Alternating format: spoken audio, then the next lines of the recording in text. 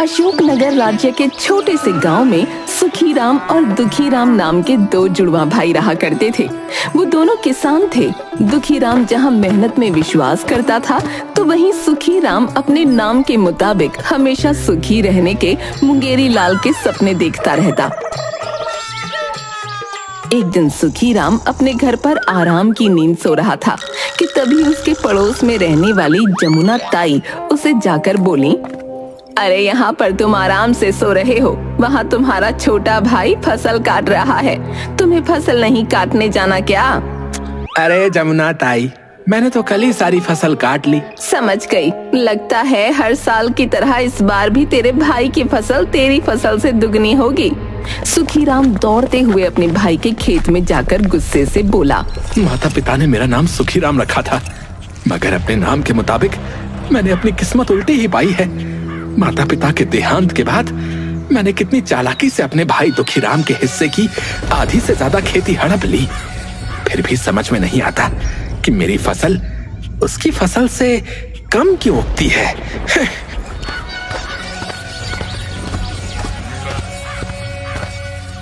सुखीराम घर पर जाकर दोबारा सो गया।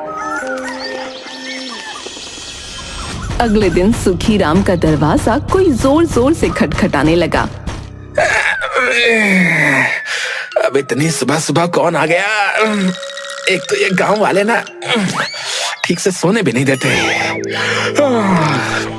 इतना बोलकर सुखीराम ने दरवाजा खोल दिया। सुखीराम के सामने एक मोटा व्यक्ति दो दुबले व्यक्तियों के साथ खड़ा था। अरे सुखीराम, तुमने मुझे पहचाना नहीं? मैं गांव का महाजन मजूमदार हूँ।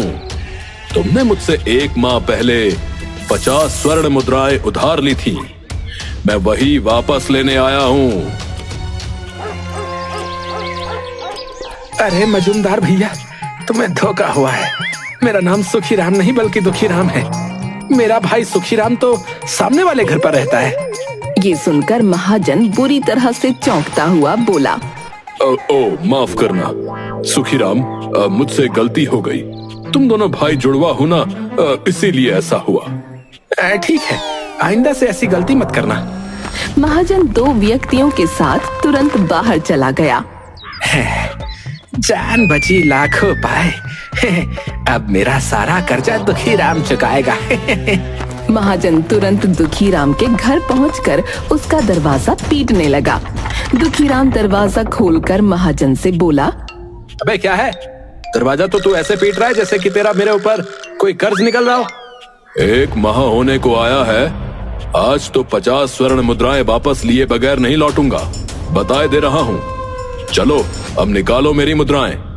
अबे तेरा दिमाग तो ठीक है? कहीं तो नशे में तो नहीं है? रात को भांग के पकौड़े खा के सोया था क्या बे? मैंने कौन सी मुद्राएं ली है बे तेरे से? देखो सुखीराम, 50 स्वर्ण मुद्राओं के लिए अपना ईमान खराब मत करो, और मैंने कोई भांग के पकौड़े नहीं खाए हैं। ये सुनकर दुखीराम बुरी तरह से चौंकता हुआ बोला, अरे भैया, मेरा नाम सुखीराम नहीं है बल्कि दुखीराम है। मेरा भाई सुखीराम तो सामने वाले मकान पर रहता है। जाओ जाकर उससे अपना कर्ज वसूलो। मेरे माथे में क्यों दर्द कर रहे हो? जाओ यहाँ से। इतना बोलकर दुखीराम ने दरवाजा बंद कर दिया। महाजन अपना सर खुजाते हुए बोला, मगर मैं जहाँ से आया हूँ उसने तो बताया है कि वो दुखीराम है। दुखीराम सुखीराम, सुखीराम दुखीराम, अजीब गोरख धंधा है। जब ये दोनों ही दुखीराम है तो फिर सुखीराम कौन है? अरे मैं पागल हो जाऊंगा। तभी महाजन के दो साथियों में से एक साथी बोला, अरे महाजन जी, मुझे लगता है जहाँ हम पहले गए थे ना, वही सुखीराम है। लेकिन वो तो अपने आप को दुखीराम बोल रहा है। मेरे पास एक उपाय है। इतना बोलकर महाजन का दूसरा साथी महाजन के कान में कुछ बताने लगा। महाजन मुस्कुराते हुए बोला, ये तुमने अच्छा उपाय दिया है, कल इसी को अपनाते हैं। अभी चलो यहाँ से, अब देखता हूँ कैसे बचता है ये सुखीराम।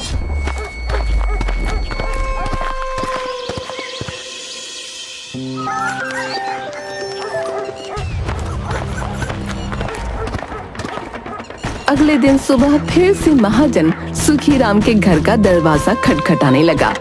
सुखीराम दरवाजा खोलकर महाजन से गुस्से में बोला, अरे भैया, तुम्हें बताया तो था कि मैं सुखीराम हो, मैं जानता हूँ, इसलिए तो तुम्हारे पास आया हूँ। दरअसल कल मुझसे एक बहुत भारी भूल हो गई। 50 स्वर्ण मुद्राएं तुम्हारी तरफ नहीं बल्कि 100 स्वर्ण मुद्राएं मेरी तरफ तुम्हारी निकल रही हैं। अब माफ करना सुखीराम, तुम्हें शायद याद ना हो, लेकिन मेरे खाते में लिखा है कि बहुत सालों पहले मैंने सुखीराम से 200 स्वर्ण मुद्राएं उधार ली थी, जिनमें से 100 मैंने उसे लौटा दी और बाकी बची स्वर्ण मुद्राएं मैं तुम्हें आज लौटाने आया हूँ। लेकिन तुम सुखीराम ही हो ना? ये सुनकर सुखीराम खुश होता हुआ बोला, अरे अगर ऐसी बात थी तो तुम्हें पहले बताना चाहिए था ना। मेरा नाम ही सुखीराम है। लाओ, अब जल्दी से मुझे मेरी 100 स्वर्ण मुद्राएं दे दो। हाँ, और ऐसी भूल दोबारा मत करना। हाँ, जल्दी निकालो मेरी स्वर्ण मुद्राएं। ये सुनकर महाजन अपने दोनों साथियों से बोला, यही है सुखीराम, इसी से तुम्हें मेरी 50 स्वर्ण मुद्राएं वसूलनी है। अब कैसे वसूलनी है ये तुम जानो। इतना कहकर महाजन वहाँ से चला गया और महाजन के दोनों साथी सुखीराम को बुरी तरह से पीटने लगे। सुखीराम कराहते हुए बोला, अरे भैया रुको, अरे मत मारो भैया, अरे मोरी भैया, अरे कूट दियो रे। अरे वो शरीर के साथ होशियारी अच्छी नहीं। अरे छोड़ दो भाई। अरे मार डाला रे। इतना बोलकर सुखीराम ने तुरंत 50 स्वर्ण मुद्राएं उन दोनों को पकड़ा दी। वो दोनों हंसते हुए वहाँ से चले गए। अगले दिन सुखीराम अपने खेत में हल चला रहा था कि तभी उसका भाई दुखीराम दौड़ते हुए वहाँ आकर बोला, भैया ये देखिए मुझे क्या मिला है। सुखीराम ने देखा कि दुखीराम के हाथ में एक चमकदार हीरा था। अरे ये तो बहुत ही कीमती हीरा है। ये तुम्हें कहाँ से मिला? भैया मैं खेत में हल चला रहा था, तभी मेरी नजर खेत की मिट्टी पर पड़ी। ये उसके नीचे दबा हुआ था। ये सुनकर सुखीराम अपने मन में बोला, इसका मतलब वहाँ पर और भी हीरे होंगे। हो ना हो वहाँ पर हीरे की खदान भी हो सकती है। मुझे कुछ तो करना ही होगा। देखो दुखीराम, एक बात मैंने तुमसे वर्षों पहले छुपाई थी। कौन सी बात भाई? माता पिता के देहांत के बाद मेरे मन में ज्यादा लालच आ गया था और मैंने तुम्हारे हिस्से की जमीन भी हड़प ली थी भाई, लेकिन मुझे मन ही मन बहुत पछतावा है उस बात का। भैया मुझे शक तो था, लेकिन मैंने आपसे कोई शिकायत नहीं की। लेकिन मैं प्रायश्चित करना चाहता हूँ। क्या तुम मेरी उसमें कोई मदद नहीं कर सकते? मुझे प्रायश्चित करना है। मतलब मैं चाहता हूँ कि तुम मेरे हिस्से के सारे खेत की जमीन ले लो और अपने हिस्से की छोटी सी खेत की जमीन मुझे दे दो। मैं उस छोटे से टुकड़े में खेती कर अपना गुजर बसर करना चाहता हूँ। ये सुनकर दुखीराम बुरी तरह से चौंक पड़ा और अपने मन में बोला, समझ गया, ये भैया अपनी हरकत से बाज नहीं आएंगे। बहुत होशियार बनने। ये सोच रहे होंगे कि इस खेत के हीरे मेरे खेत में और भी होंगे। दुखीराम गुस्से से सुखीराम से बोला, भैया जब मुझे कोई शिकायत नहीं है तो आप अपनी सारी खेती मुझे क्यों देना चाहते? प्रायश्चित प्रायश्चित। ठीक है, जैसी आपकी इच्छा। उस दिन से दुखीराम सुखीराम के खेत में हल चलाने लगा। कुछ ही दिनों में सुखीराम ने दुखीराम के खेत की सारी मिट्टी खोद डाली, मगर उसे एक भी हीरा न मिला। हाय मैं तो लुट गया। हाय मैं बर्बाद हो गया। मैं तो वहीं पर जाकर दोबारा खड़ा हो गया जहाँ से चला था। सत्यानाश जाए मेरा। इस जमीन पर तो एक भी हीरा नहीं है।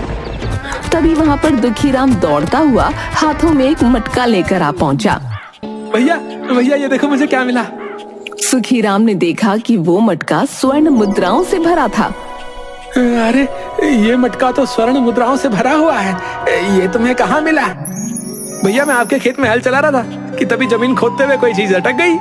जब मैंने खोद कर देखा तो मुझे ये स्वर्ण मुद्राओं से भरा हुआ मटका मिला। ये सुनकर सुखीराम बुरी तरह से क्रोधित होता हुआ बोला, बस बहुत हो गया। हम दोनों एक ही माता पिता की संतान हैं। तुम्हारा नाम दुखीराम है और मेरा नाम सुखीराम है, फिर भी तुम भाग्य के इतने धनी हो, आखिर क्यों? भैया क्योंकि मैं मेहनत करता हूँ और आप केवल बैठे बैठे सुखी होने के सपने देखते रहते हो। दुखीराम की बात सुनकर सुखीराम गहरी सोच में डूबता हुआ बोला, देखो मैं समझ गया कि तुम्हारा भाग्य केवल तुम्हारे नाम की वजह से ही प्रबल है। मतलब ये कि आज से मेरा नाम दुखीराम है और तुम्हारा नाम सुखीराम है। अरे ये क्या पागलपन है भैया, नाम बदलने से भाग्य नहीं बदलता। नहीं, आप चाहे मेरा भाग्य बदले या ना बदले, मैं अपना नाम आज से दुखीराम रखता हूँ और तुम्हारा नाम सुखीराम रखता हूँ। भैया ऐसा है, मुझे धन का ज्यादा लालच नहीं है। तुम चाहो तो मैं तुम्हें इन स्वर्ण मुद्राओं में से आधी स्वर्ण मुद्राएं देने के लिए तैयार हूँ। नहीं, भीख नहीं चाहिए मुझे। अब मैंने अपना नाम दुखीराम रख लिया है तो मुझे विश्वास है कि मेरा भाग्य पलट जाएगा। जैसी आपकी इच्छा भैया। इतना बोलकर दुखीराम वहां से चला गया। अगले दिन दोपहर के समय सुखीराम अपने घर पर लेटा हुआ था कि तभी उसके घर का कोई दरवाजा खटखटाने लगा। अब तो मैंने अपना नाम भी दुखीराम रख लिया है, अब कौन आ गया? इतना बोलकर सुखीराम ने घर का दरवाजा खोल दिया। सामने एक बूढ़ा व्यक्ति सुखीराम के सामने खड़ा था। कौन हो तुम? मैंने तुम्हें पहचाना नहीं। अब तुम्हारे लिए जो है बहुत बुरी खबर है सुखीराम। ये सुन सुखीराम बुरी तरह से चौंक पड़ा और अपने मन में बोला, मैंने तो अपना नाम कल ही बदल दिया है। मैं अब सुखीराम नहीं बल्कि दुखीराम हूँ। तो फिर मैं ये दुख की खबर क्यों सुनूं? इतना बोलकर सुखीराम उस बूढ़े से बोला, देखो भाई, तुम गलत घर पर आ गए हो। मेरा नाम सुखीराम नहीं बल्कि दुखीराम है। सुखीराम मेरे सामने वाले घर पर रहता है। बूढ़ा व्यक्ति चुपचाप वहां से चला गया और दुखीराम के घर का दरवाजा खटखटाने लगा। दुखीराम ने तुरंत दरवाजा खोल दिया। क्षमा कीजिएगा, मैंने आपको पहचाना नहीं। तुम्हारे लिए बहुत बुरी खबर है सुखीराम। दुखीराम कुछ कहने ही वाला था कि तभी उसे कल की घटना याद आ गई और वो अपने मन में बोला, मेरा नाम तो आज से सुखीराम है। दुखीराम उस बूढ़े से बोला, क्या बुरी खबर है? सुखीराम, कल अचानक तुम्हारे बूढ़े चाचा का जो है निधन हो गया है। उनकी कोई संतान नहीं थी, इसलिए अंतिम संस्कार की प्रक्रिया तुम्हें ही पूरी करनी है। और तो और तुम्हारे बूढ़े चाचा के नाम बहुत सारी संपत्ति थी। उन्होंने अपनी सारी संपत्ति मरने से पहले सुखीराम मतलब कि तुम्हारे नाम कर दी थी। अब से उस सारी संपत्ति के वारिस तुम ही हुए। ये सुनकर दुखीराम चौंकता हुआ बोला, लेकिन चाचा जी ने सारी संपत्ति सुखीराम मतलब कि मेरे ही नाम क्यों की? वो हमेशा कहते थे कि उनके 2 भतीजे हैं। दुखीराम तो मेहनती है और उसके खेत में फसल भी अच्छी होती है, मगर उसका जुड़वा भाई जो है यानी कि सुखीराम, वो एक आलसी व्यक्ति है जो ठीक से मेहनत नहीं करता। उन्हें तुम्हारा बहुत बुरा लगता था बेटा, इसलिए उन्होंने अपनी सारी संपत्ति तुम्हारे नाम कर दी। अब जल्दी चलो, उनके अंतिम संस्कार की तैयारी करनी है। दुखीराम उस बूढ़े व्यक्ति के साथ वहां से चल दिया। सामने सुखीराम अपने दरवाजे की खिड़की से दुखीराम को जाते हुए देख रहा था। मूर्ख कहीं का, पता नहीं कौन बूढ़ा व्यक्ति है जो उसके साथ चला जा रहा है। इतना बोलकर सुखीराम फिर से लेट गया कि तभी उसके घर का दरवाजा फिर से कोई खटखटाने लगा। अबे अब कौन आ गया? सुखीराम ने जैसे ही दरवाजा खोला तो सामने एक सैनिक खड़ा था। क्या तुम्हारा ही नाम दुखीराम है? सैनिक को देखकर सुखीराम चौंकता हुआ अपना असली नाम बताने ही वाला था कि तभी उसे याद आ गया। सुखीराम सैनिक से बोला, हाँ, मेरा ही नाम दुखीराम है। महारानी ने तुम्हें याद किया है। लेकिन महारानी को मुझसे क्या काम पड़ गया? देखो, महाराज विक्रम किसी विशेष कार्य से राज्य के बाहर गए हैं, इसलिए राज्य का सारा कार्य रानी रुक्मणी ही संभाल रही हैं। उन्होंने तुम्हें बतौर अतिथि अपने महल में बुलाया है। ये सुनकर सुखीराम खुश होता हुआ बोला, अरे वाह, नाम बदलते ही मेरे तो दिन बदल गए हैं। इसका मतलब मेरा भाग्य पलट गया।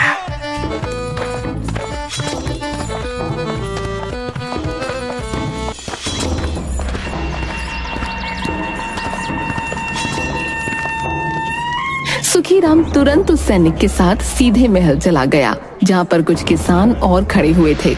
रानी रुक्मणी सुखीराम की ओर देखकर बोली, तुम्हारा ही नाम दुखीराम है?